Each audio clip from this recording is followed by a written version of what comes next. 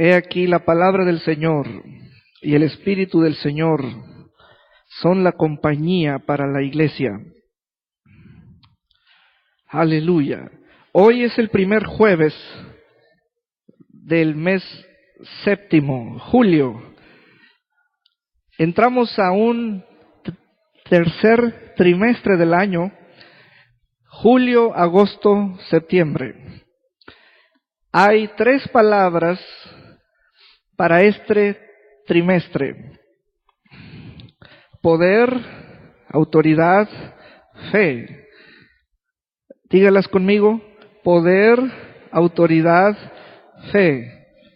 Repítalas otra vez: fe, autoridad, poder. Puse en el escenario 3 sillas. La silla de en medio es la correspondiente a la autoridad. A mi lado izquierdo, al poder, a mi lado derecho, fe.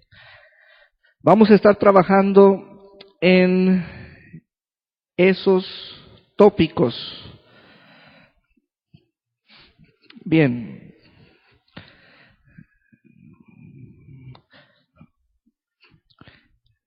Cuando mi hijo Saulito nació, mi primer hijo varón, en el momento en que me dan la noticia de su nacimiento, y luego el hospital lo liberó junto con la mamá, Daisy, los recogí y me los traje a la casa. Quiero que vea allí la primera fotografía acerca de usted cuando ya tiene vida eterna, cuando está vivo para Dios en Cristo. Quiero dar primeramente este panorama que aquí en el escenario el Espíritu Santo me está comunicando que explique. La primera palabra o la primera fotografía, tomando el caso de esta silla, es hijo. Saulito, en el momento en que nace, es mi hijo. ¿Cuántos tienen hijos? Son sus hijos y ustedes les pusieron el nombre. El nombre. Sígame por favor, sígame por favor. Eso significa, en un sentido paralelo, que usted lo primero que es hijo, es hija.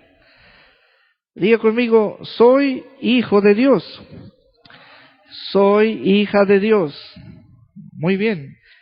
Pero lo voy a llevar a leer en los evangelios otra palabra que Jesús usó, salió de su boca, y es una palabra que habla acerca de aquellos que le siguieron. Sabemos que fueron 12 que él escogió. Esa palabra es discípulo. Y vea cómo yo me muevo a la silla central. Ahora le voy a decir una cosa. Saulito es mi hijo, pero no es mi discípulo.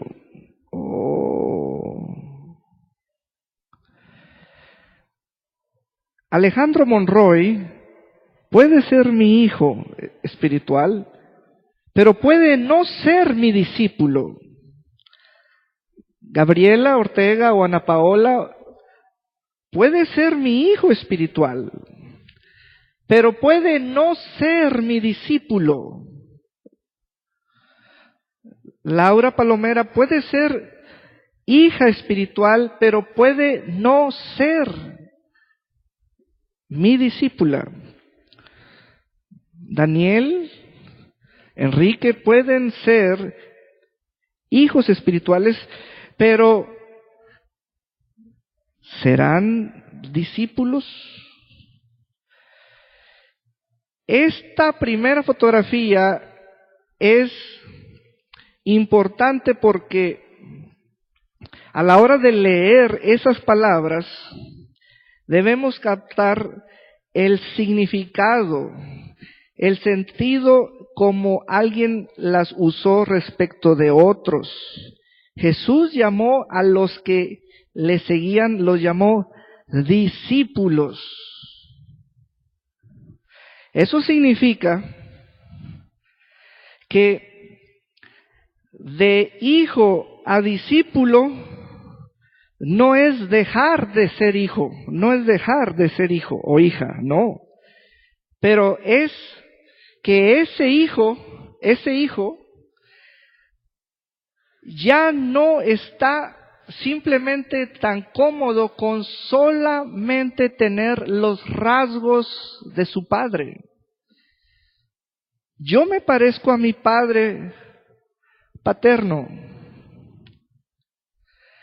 pero yo no me quedé cómodamente con solo tener los rasgos físicos de él. Yo quise ser su discípulo.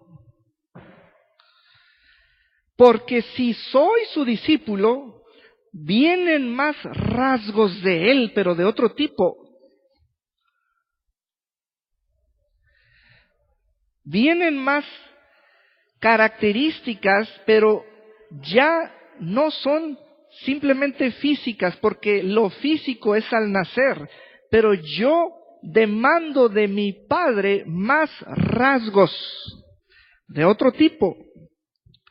Entonces usted no se quede en la comodidad de ser hijo de Dios solamente o hija de Dios. Ya está en Cristo, es nacido de nuevo, es nueva raza, tiene vida eterna, puede ver, puede oír, usted reconoce al Padre, lo identifica.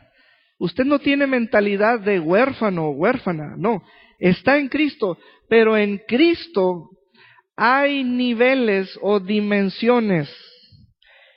Y las palabras bíblicas en los cuadros de la vida del ministerio del Señor Jesucristo, junto con su compañía, nos reflejan esos niveles.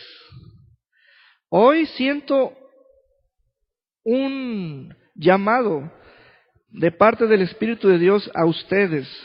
No se queden con los primeros rasgos de la persona que los hizo nacer. Necesitamos avanzar más. Necesitamos avanzar más.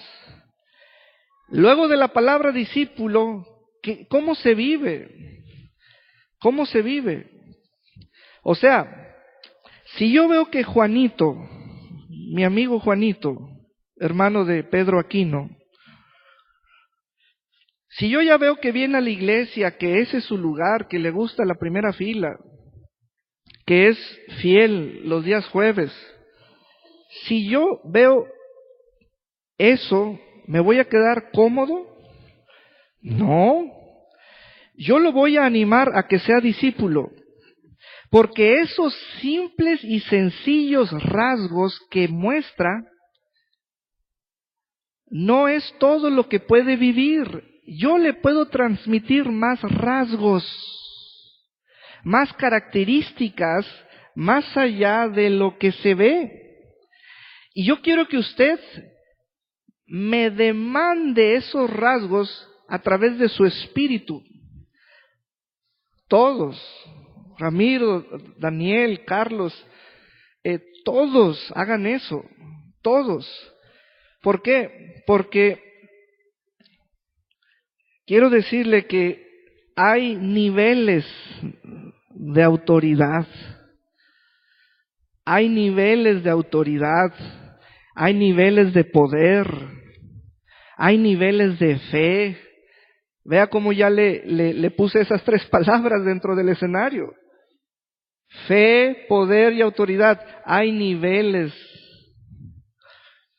de poder, fe y autoridad. Si usted entra a la Universidad de Guadalajara, Campus Iztapa, va a entrar a la licenciatura y luego termina con su diploma y luego dice, ¿ahora qué hago? Y vuelve a llamar a la oficina administrativa, allí a la secretaría académica, y luego usted pregunta, oigan, señor secretario académico, ¿qué más ofrece la universidad?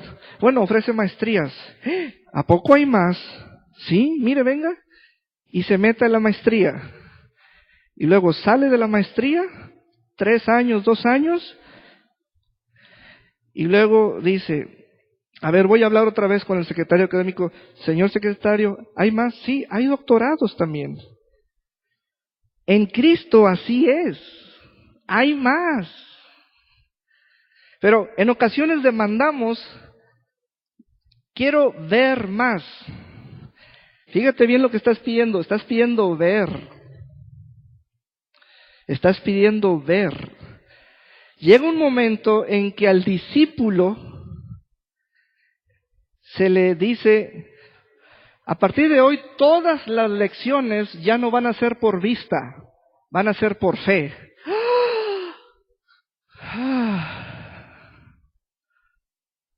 Porque al principio a los hijos debemos mostrarles todo. Le sacamos este juguete, se llama esto, este color, se llama esto, esta letrita es la mayúscula. Ellos necesitan ver. Pero un día el papá les dice, mis muchachos, hoy todas las lecciones van a ser en inglés. Vamos a ser bilingües. ¿Cómo? Les voy a enseñar un lenguaje no materno. El lenguaje materno es el español, pero les voy a enseñar otro idioma, el del espíritu.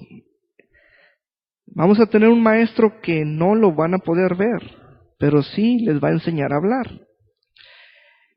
Eso es discipulado. Entonces, muévanse de los rasgos finos que ya todos los podemos maquillar, dar una buena apariencia, pero hay unos rasgos que ustedes necesitan. Necesitan esos rasgos que tienen los discípulos. Luego, cuando ya eres un discípulo, dice que puedes llegar a ser como tu Señor. Oh, Dios mío. Puedes llegar a ser como tu maestro. Como tu maestro. Entonces, el que es maestro puede tener discípulos. Puede tener discípulos. Y los discípulos pueden tener hijos nacidos de nuevo. Amén. Este es el cuadro que el Espíritu Santo me decía, di eso, presenta eso. Vamos a repasar. ¿Cuál es la palabra de la silla central? Autoridad. Dígala conmigo, autoridad. La palabra de la silla a mi izquierda, poder. Y esta es fe. Bien. Primer punto. ¿Esas 3 palabras son reales? ¿Cómo podemos determinar si son reales?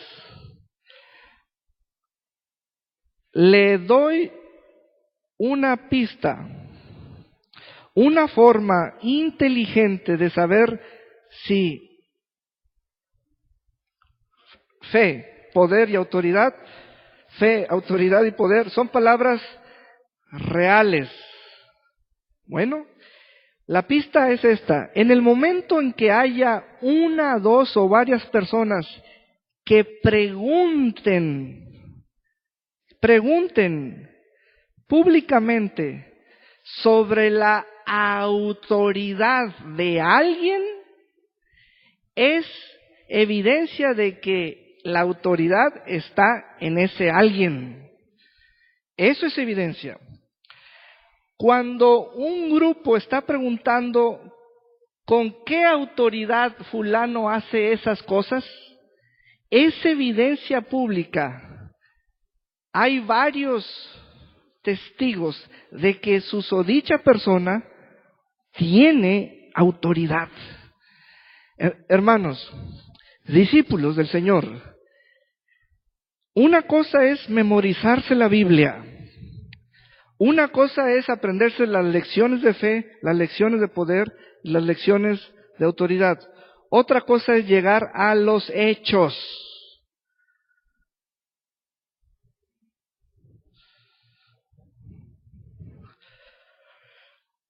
Otra cosa es llegar a los hechos.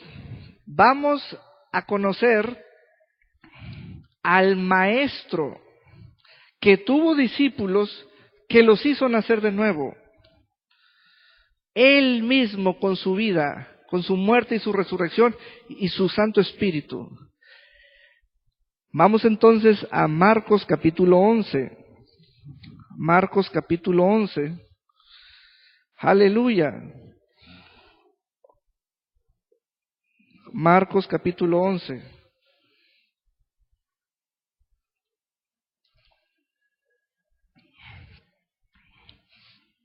Versículo 27.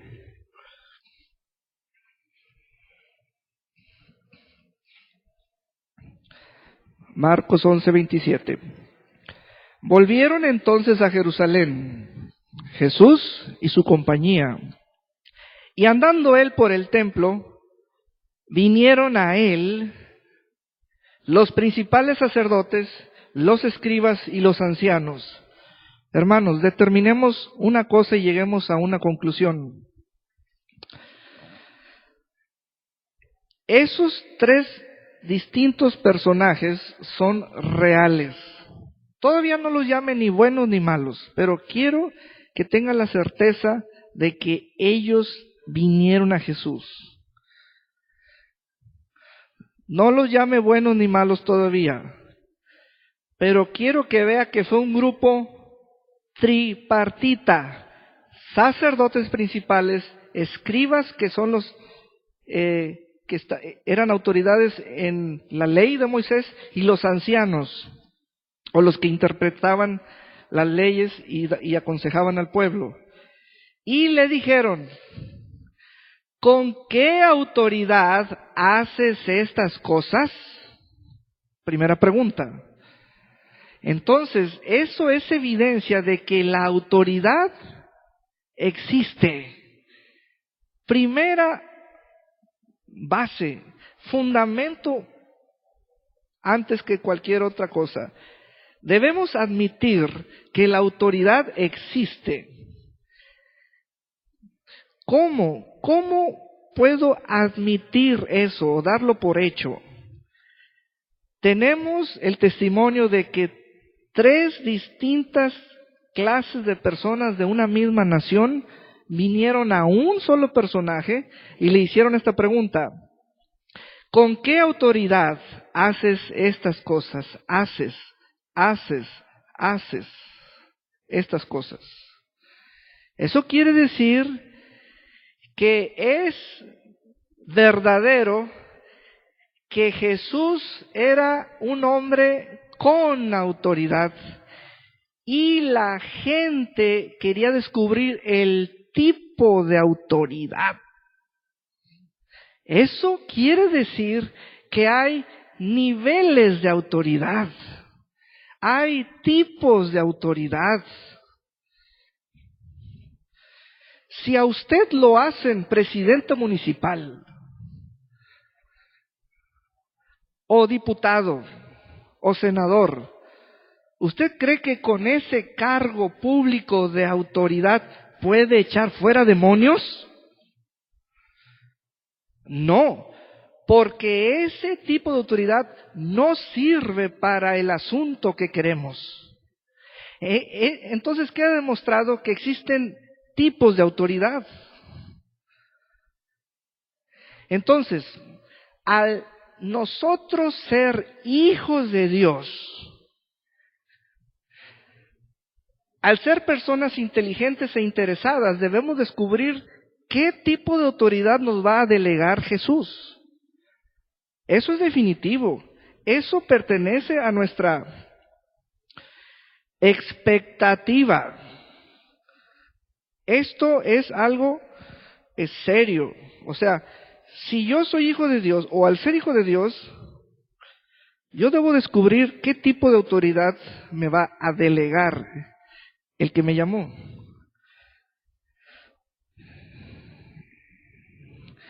Al yo ser hijo de Dios, no me hizo presidente, ni diputado, ni gobernador.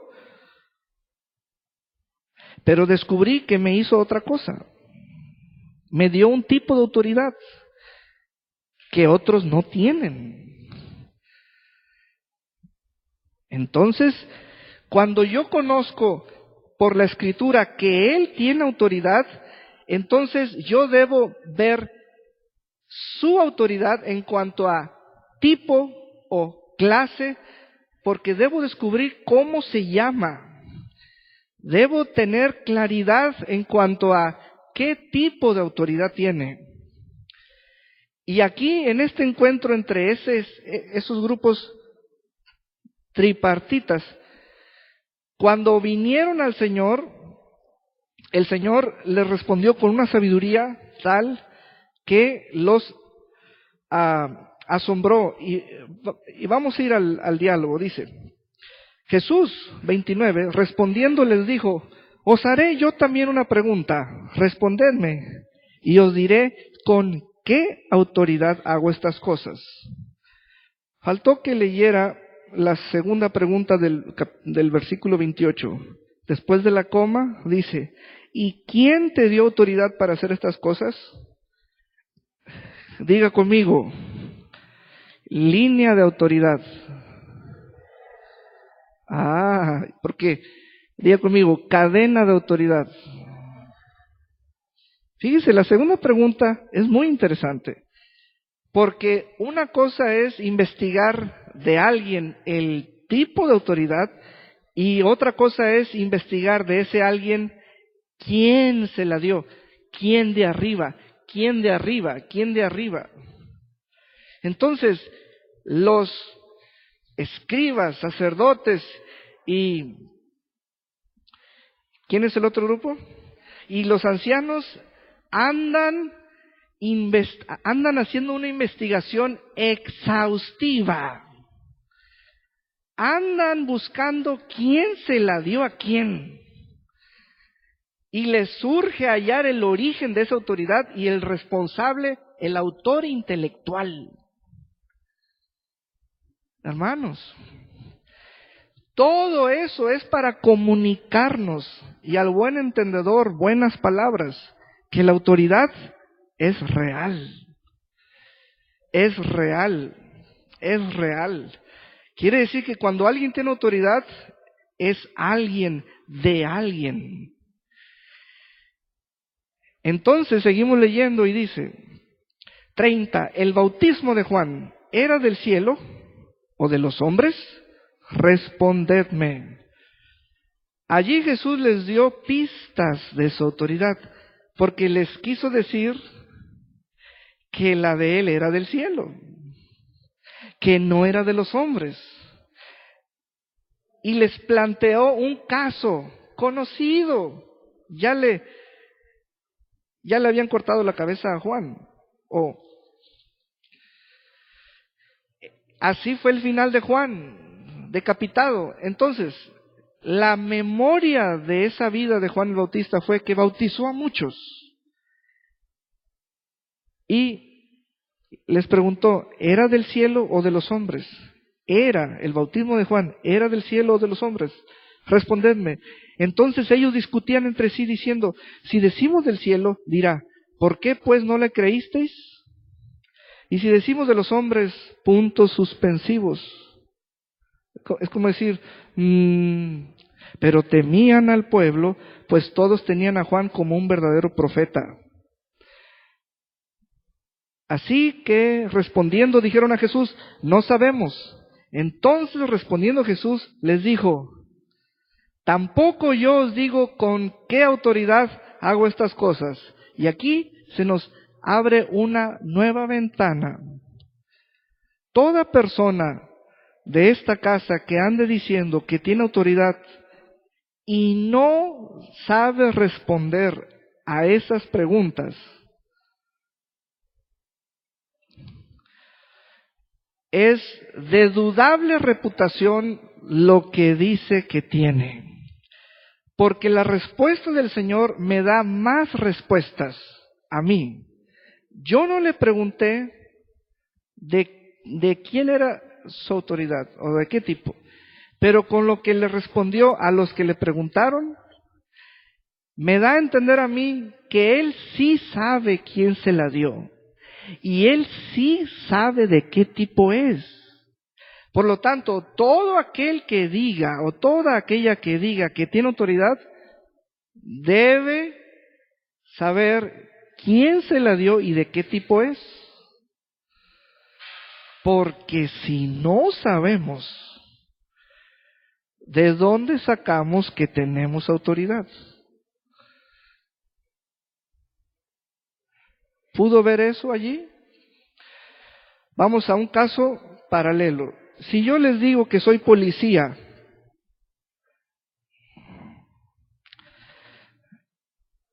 ¿y quién sabe si sí? ¿Quién sabe si no? Pero si yo me pongo a decir que soy policía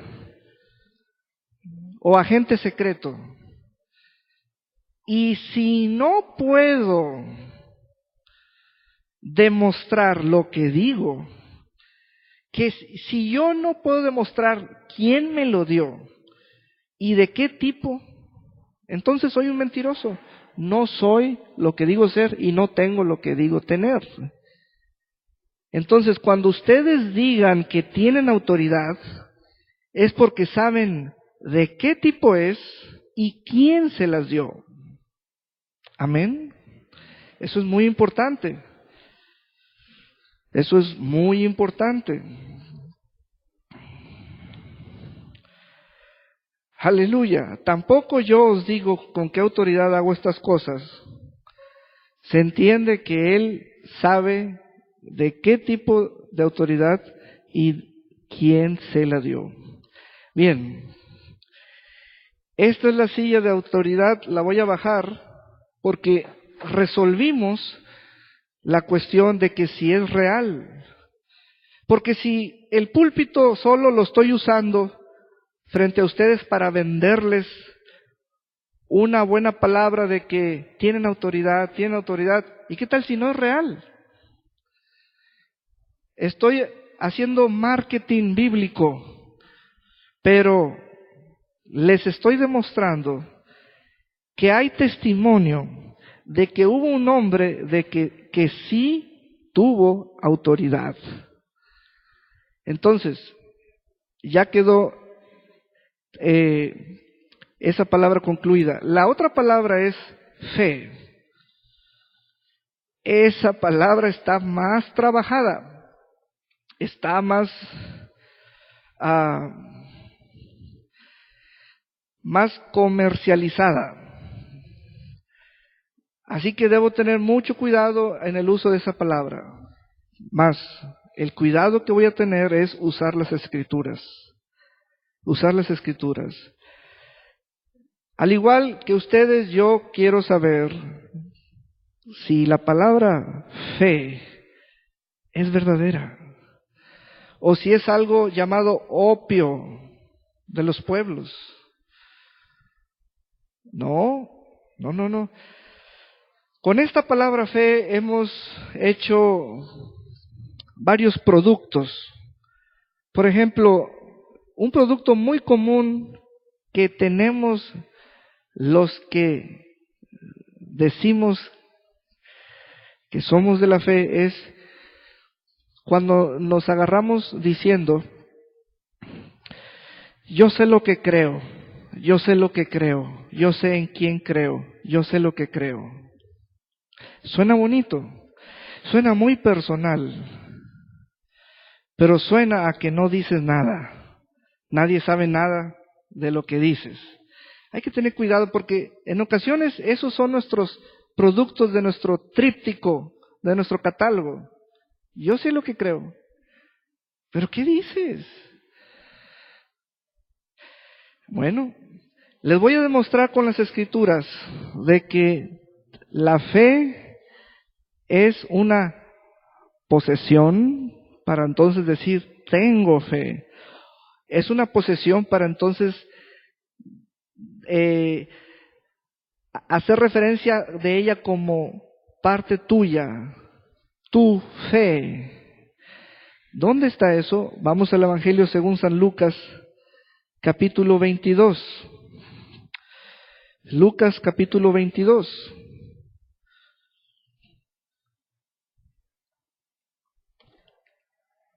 Aleluya.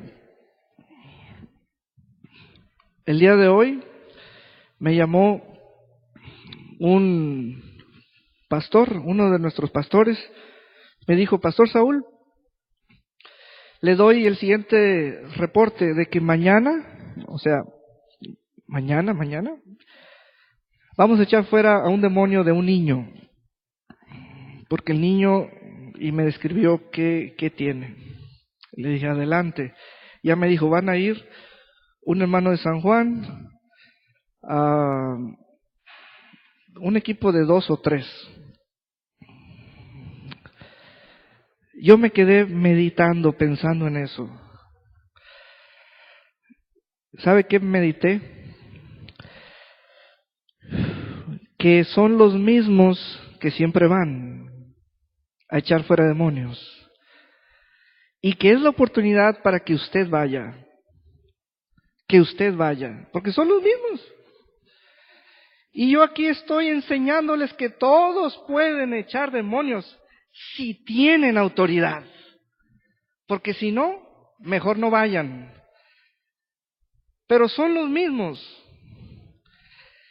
Y es una oportunidad para decir, yo voy.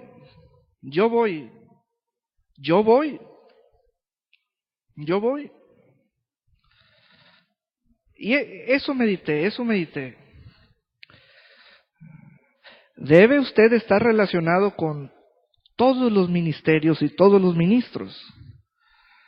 Todos los ministerios y todos los ministros. Hábleles, repórtese con ellos. Algunos están en Valle de Banderas, tenga su celular, diga, pastor, si usted es enviado a orar por un enfermo o a echar fuera demonios, hábleme, yo voy. Tengo carro, tengo esto, tengo aquello. Así. Lucas capítulo 22.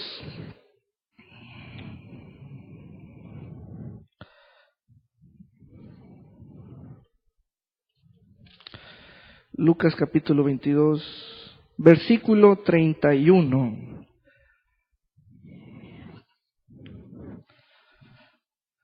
En la Nueva Versión Internacional. Simón, Simón, mira que Satanás ha pedido zarandearlos a todos ustedes. Yo no había notado que era a todos. Yo tenía la idea, como dice Simón, que nomás a él. Pero no. Dice, Simón, mira que Satanás ha pedido zarandearlos a ustedes, los varios, como si fueran trigo. Pero yo he orado por ti para que no falle. ¿Qué? Ándale. Entonces, ahí está un testimonio de que la fe es algo real. Pero vean, el testimonio explica que puede fallar.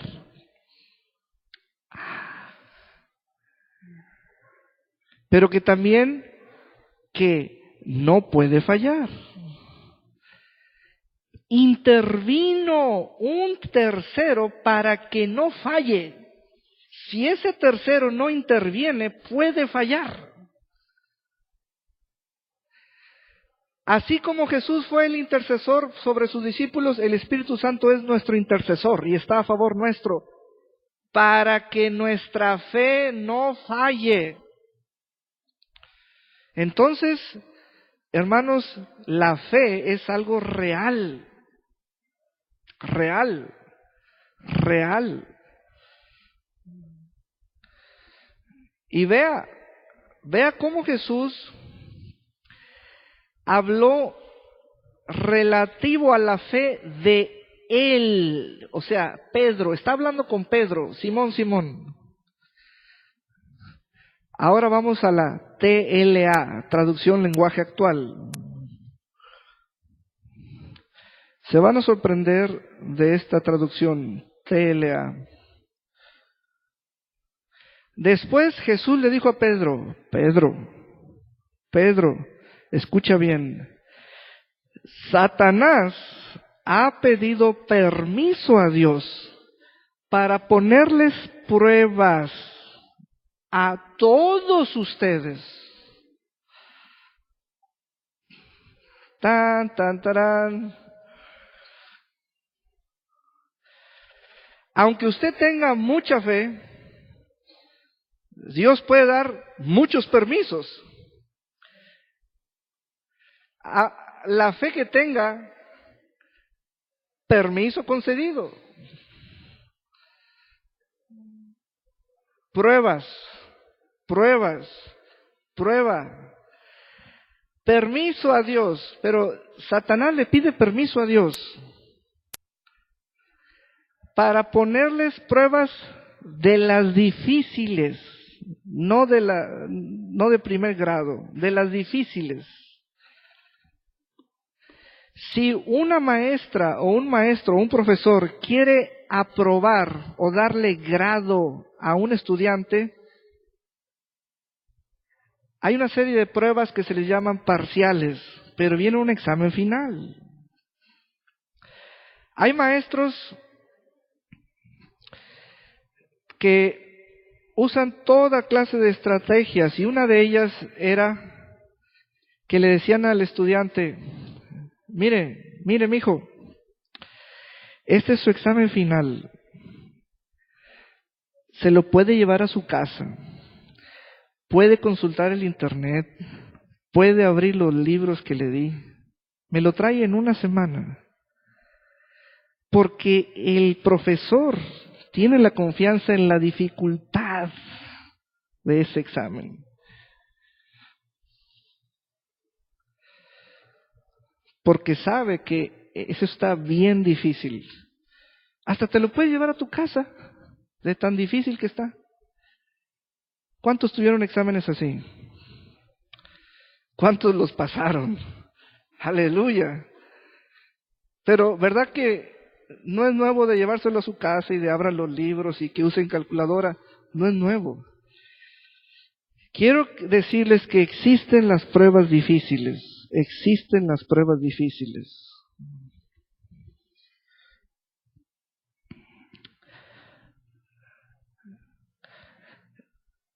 Para zarandearlos, son unos sacudimientos feos.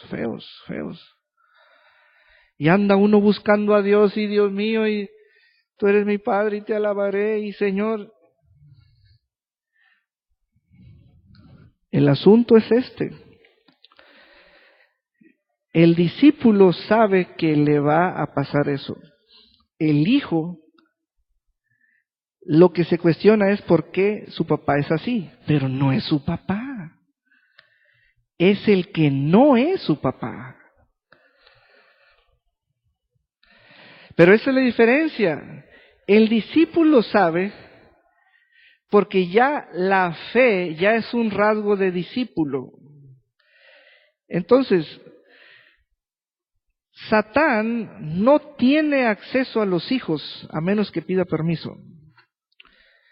¿A quién? Porque tienen padre. Los que no tienen padre, Satán hace con ellos lo que quiera. Pero los que tenemos papá, tenemos quien nos cuide. Entonces llega el enemigo y quiere hacer algo. Entonces el padre le dice al diablo, explícame qué quieres hacer. No, pues me la pasé como los profesores toda la noche haciendo un examen difícil.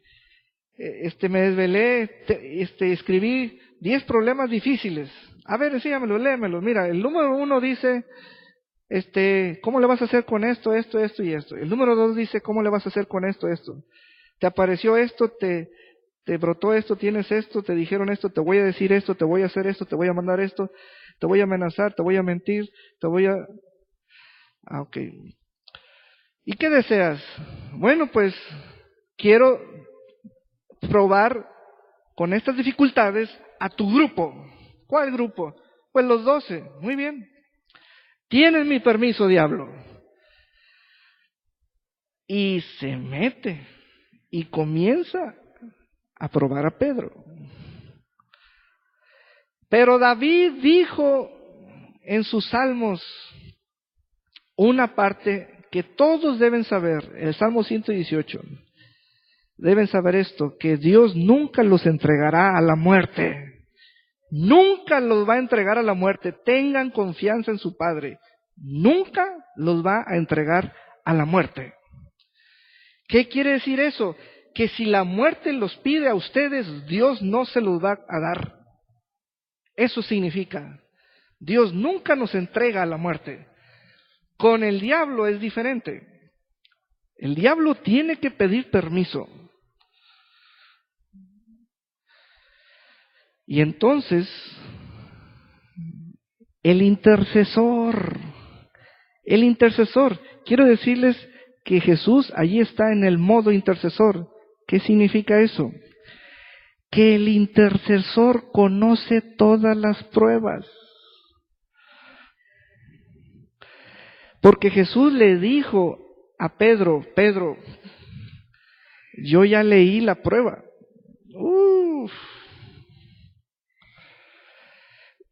Pero ya oré para que tu fe no falte. Y esas palabras vamos a darles lectura en diversas versiones. Aleluya. En la TLA dice de un modo, allí otra vez por favor, Lucas 22, ahorita les digo el versículo, es 22:32. Pero yo he pedido a Dios que te ayude para que te mantengas firme. Entonces, firmeza es un asunto de fe.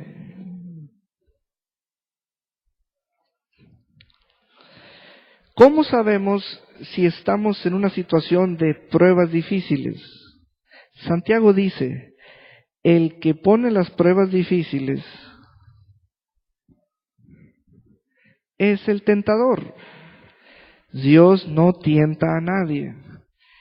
El Espíritu Santo que tenemos, Él nos va a decir cómo salir de esas pruebas sin que falte firmeza, fe.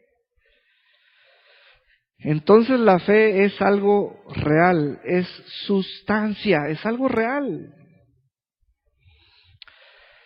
O sea, lo que hace la verdad del Espíritu, que es la palabra de Dios, les comienza a disipar dudas o eliminar ideas vanas.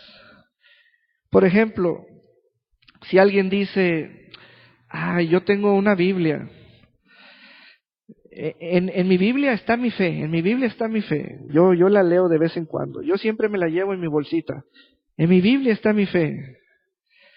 Bueno, ¿qué andas diciendo? A la hora de una prueba, lo que va a orar Jesús es de que la fe que tengas no falte.